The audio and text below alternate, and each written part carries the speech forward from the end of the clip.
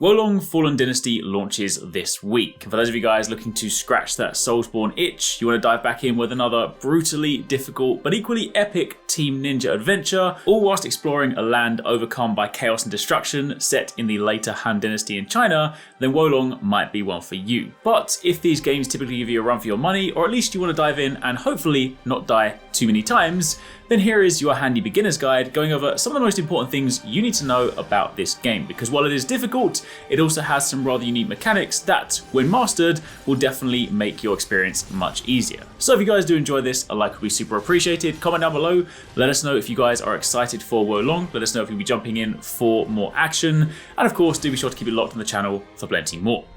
Now, to begin with, let's start by talking about morale rank. Morale rank is one of the growth elements in this game. It's something used in missions, and this is separate to your player level. Your player level, when of course you go and you spend your currency to level up your character, and of course spend those points in your chosen attributes, will persist throughout missions. However, on a mission by mission basis, you always have a morale rank, and this initially begins at 0, and it builds as you progress throughout the stage. When you defeat enemies, or you land martial arts attacks, spirit attacks, or even fatal strikes, your morale rank will increase. Now this rank is important because the higher the morale rank, the less damage you receive from enemies and the more damage you can do. Of course, relative to the enemy's morale rank. See, they also have a rank as well, and if their rank is below yours, then of course you will do more damage to them. Meanwhile, if their rank is higher than yours, they will do more damage to you. So of course you can use this as a reference point to work out how challenging the fight will be.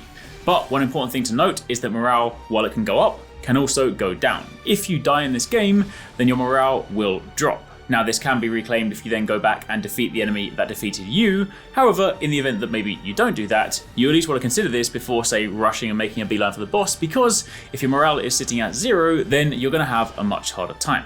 So, how do you work around this? Well, this ties nicely into battle flags and fortitude ranks. Battle flags, firstly, are effectively your version of bonfires in this game. You have the main battle flags, which of course you can go up to. Once you place them, they act as a checkpoint, so of course when you die, you can respawn at these locations.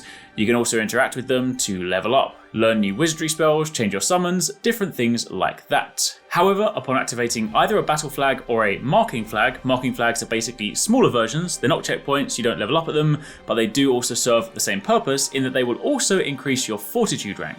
And see, this moves on to point number 3, which is the fortitude rank. This, unlike morale rank, is something that will not go down, and this can basically be used as a blocker to prevent your morale falling below a certain value. When you activate different battle flags and different marking flags, these will increase your fortitude rank, and your morale rank will then not drop below this fortitude rank. So if you are someone that likes to explore the level, and you actually go and activate these flags, find all of them, you can then basically create a safety net whereby even when you die, your morale rank will only drop so far. Morale, of course, can go up to 25. Chances are you're probably not going to find that many fortitude ranks, but it does at least give you a nice sort of safety net, so you don't always have to go back and start from 0. Now, moving on from there to the spirit gauge. Spirit and the spirit gauge is a very important system in this game. It's something that, if you do not use it correctly, will definitely make your life much harder. At the bottom of the screen, you have this little meter, and it's basically broken into halves. On the left half is your negative spirit, and this will of course be depicted in orange, and on the right half is your positive spirit, and this is depicted in blue.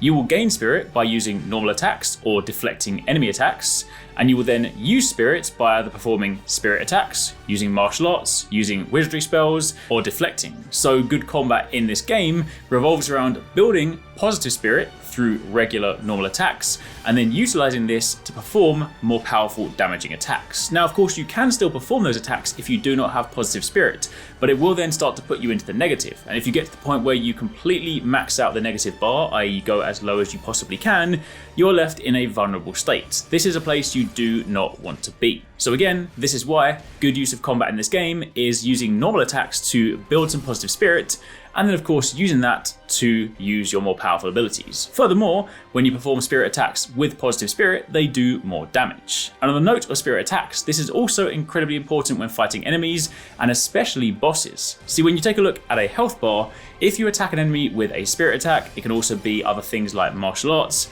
and of course you have this positive spirit, it will eat away at a chunk of the enemy's spirit bar. It basically lessens it from both sides, which means it's easier to put them into the vulnerable state. So if you are in a position where where you are really struggling fighting a boss, you really want to try and work around using these spirit attacks, because the more that you can chip away at their spirit bar, the closer you can get them to the vulnerable state, which then allows you to go in with the fatal attack, or of course the nice punishing blows, for some big meaty damage. Now, following from there, of course, this is a brutally difficult game, which means part of the mechanics do of course revolve around death. So what exactly happens when you die?